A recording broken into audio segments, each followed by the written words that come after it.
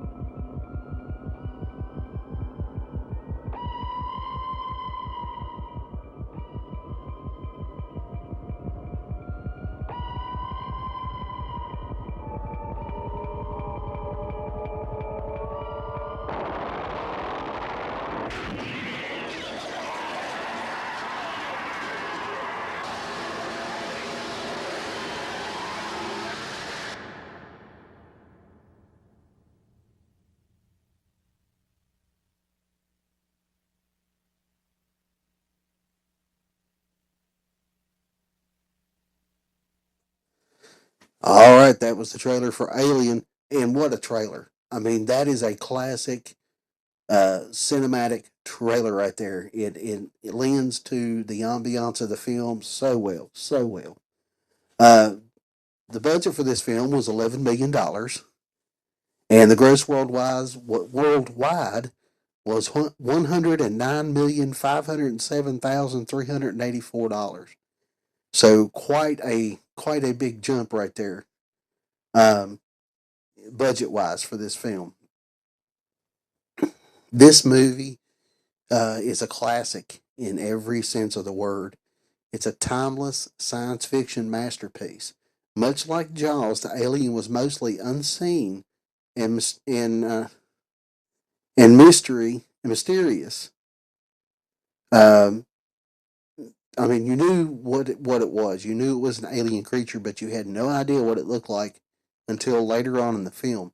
So they didn't show it very much like they did with Jaws. Jaws you didn't see till halfway through the freaking movie, really. Um, so you knew it was a shark, but you didn't know how big or anything like that. Same thing here.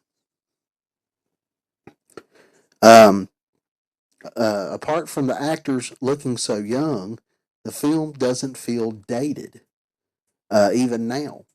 The sci fi visions here are still bleak and futuristic, as they were then. The characters are not merely alien food, but have some dimension to them. Weaver is excellent, while the supporting actors, Harry Dean Stanton, Yaphet Kotto, and Tom Skerritt, along with John Hurt and Ian McComb, are excellent as well. Alien is an outstanding phenomenon, and it's a testament to the talent of all of the characters and people involved. Um, this film was crafted with so much love for every detail. In particular, the Lovecraftian horrors unleashed by H.R. Geiger are among the best and most iconic in the genre. Right from the get go, you get that feeling something is wrong. Um, you don't know what it is, but it's a constant uneasiness.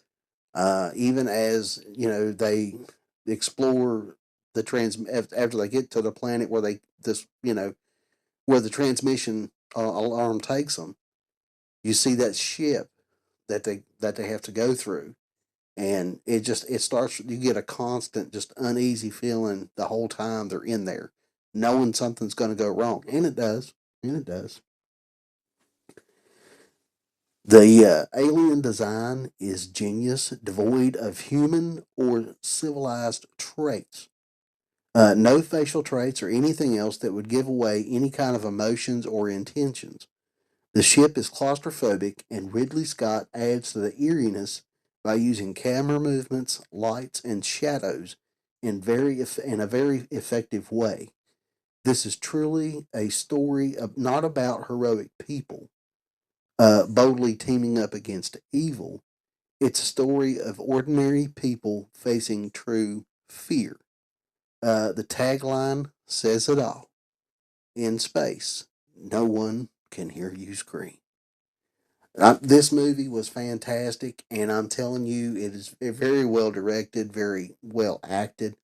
Like I said, the cinematography, the way they did the shadows as they go down the corridors of the ship, the lighting effects were fantastic. The special effects for the alien, the goo that the slime that dripped off of him that made him look so lifelike was fantastic. Um, Harry Dean Stanton doesn't get a whole lot of credit for some of the acting that he's done in some of these 80s, 70s, and 80s classic films. He deserves a lot more credit than what he gets. The man is fantastic in these old movies like this.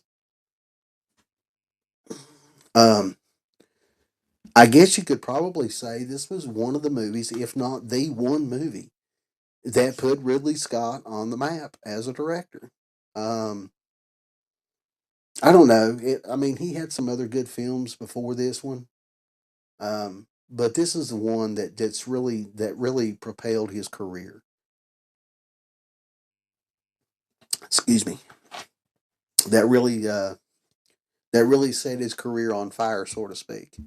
The man's fantastic. He's got a great mind, a fantastic eye, and this movie, if you have not seen this movie before, it is a definite not miss film. The sequels, some were good, some were bad, some, in my opinion, some should not have even been done. But that's neither here nor there. It's just the way it is. They see a movie making money and they're going to go after it full bore. All right, so we're going to jump into some notes here. So, according to Yaphet Kotto, Ridley Scott told him to annoy Sigourney Weaver off camera so that there would be genuine tension between their characters. Kotto regretted this because he really liked Sigourney Weaver.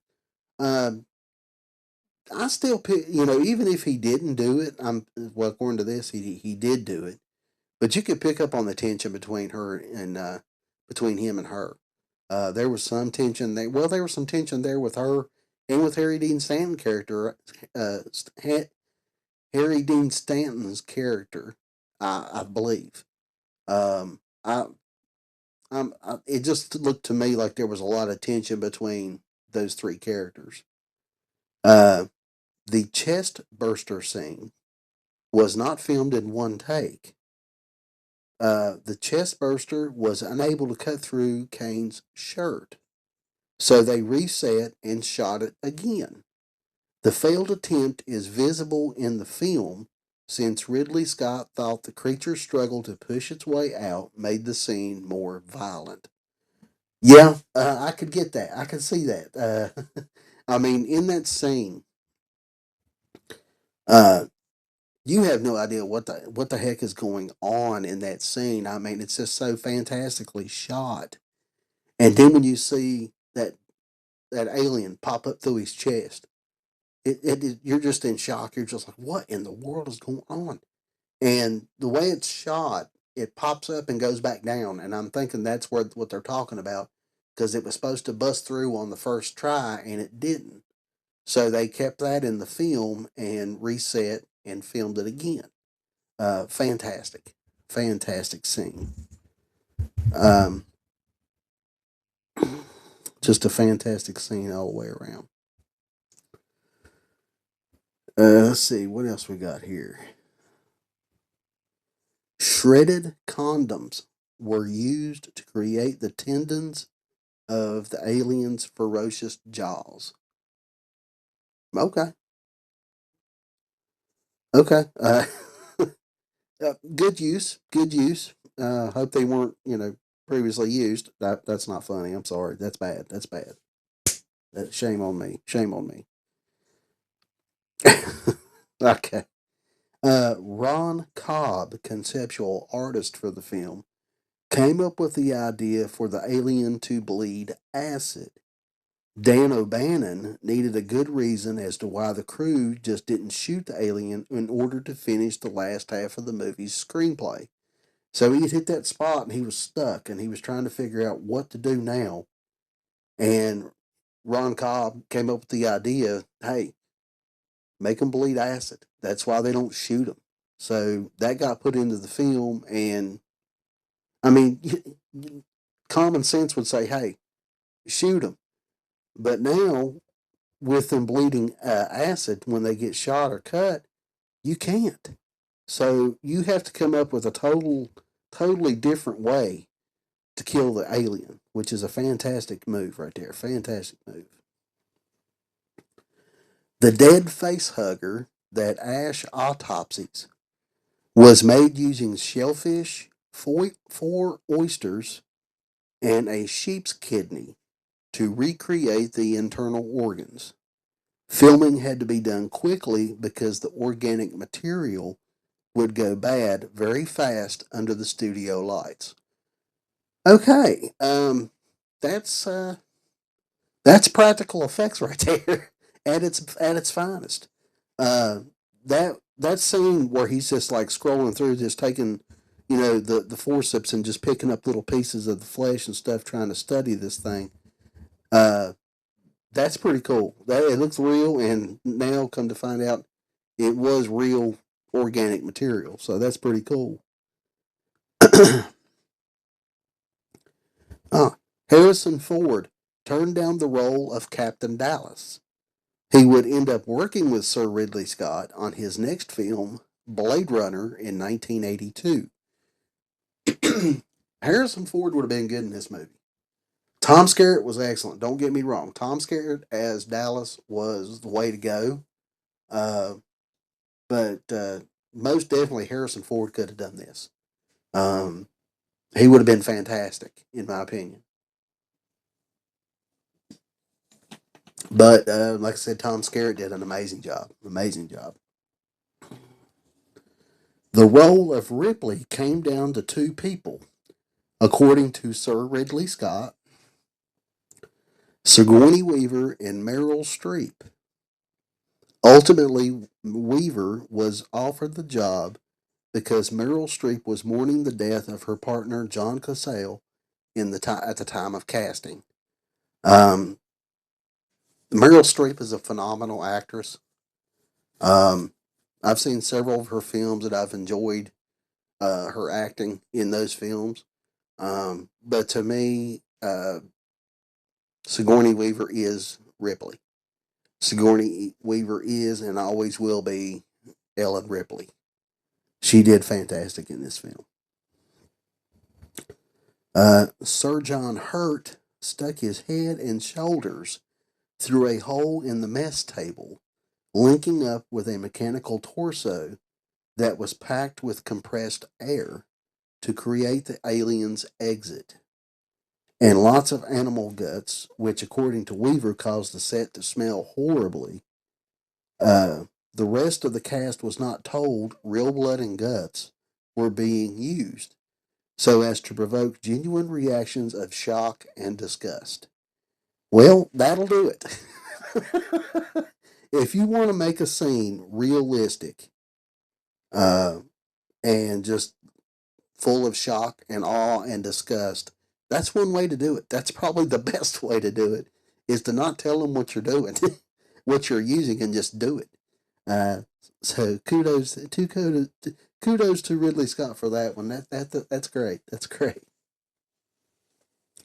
In H.R. Geiger's original illustrations that inspired the alien's look, the creature had eyes. For the movie, he insisted no eyes, giving the bleak appearance of a cold and emotionless beast that hunts by instinct or smell. Fans have theorized the creature's domed head contains sensory organs that allow it to detect light and dark or see via echolocation, like bats, or electrolocation, like sharks. Um, I understand being a fan of film and trying to figure out lore and things for your favorite characters or creatures or whatever, but some people just take it too far. To me, that's just pushing it a little bit. Um, yeah, it's interesting. It's an interesting aspect to look at it that way. I mean, we don't know for sure because it's never discussed or divulged in any of the films as to how the alien creature sees its prey. Um, but that's pretty good. Two pretty good explanations there, if you really think about it. And finally, Sir Ridley Scott did all the handheld camera work himself. He also cites three movies as the shaping influences on his movies. On this movie: Star Wars Episode 4, A New Hope from 1977, and 2001 A Space Odyssey from 1968 for their depiction of outer space. And he cites Texas Chainsaw Massacre from 1974 for its treatment of horror. It's pretty cool that you can go back and look at past films and visualize what you need to use in order to make a film yourself. Um, it gives ideas to other actors, other directors, other creators. So it's a good thing to do. It's a good thing to study other films of the genre and come up with different ways to do stuff. It's incredible the way they do that. But like I said, this movie is fantastic. It is definitely a classic uh, science fiction horror film. One of the best to ever do it um, in the genre, in my opinion. Like I said, it spawned several sequels and a TV series. Not all the sequels are the best. Probably um, the first two, and I rather enjoy Alien Resurrection with Ron Perlman, the one with Ron Perlman in it. I think that's Resurrection. I enjoyed those three, and then um, probably the newer one, the newer Alien film that came out. I can't remember the name of it right off the bat, but Freddie Alvarez did it, directed it. I thoroughly enjoyed that one. Um, Alien 3, I was not really a fan of, and Prometheus was just kind of weird to me. It was a weird uh, look. I mean, I probably may have to watch that one again. I've only seen it one time, but I didn't really care for it that much. But the other ones I did like, especially the reboot, the Freddie Alvarez version. I thought was really well done, really well directed, well acted. But this is a classic franchise, and if you haven't seen these movies, definitely go back and give them a watch. They deserve it. They deserve a 4,000th watch. Even though you might have seen it before several times, it deserves a rewatch. These are classic films. I enjoy them so much, and I know you will too. All right. So with that being said, we're going to go ahead and end the video here. I'm going to try to get back on the ball on making these videos. I kind of slacked off, being sick, that kind of thing, under the weather, we'll say. Um, Christmas is coming up next week. Um, I would like to do a classic movie buffet theater video, but I don't think it's going to be. I don't think it's going to be. I'm going to be able to do it with the holiday, so I'm just going to put it off and do the next time I see you guys will be next Saturday for another Mikey's Saturday Nightmares. So, just letting y'all know, heads up. So, I will see you guys again on Saturday for another episode of Mikey's Saturday Nightmares. Until then, be safe. Have a wonderful, safe, and happy Merry Christmas. And I will see you guys on Saturday. Bye bye.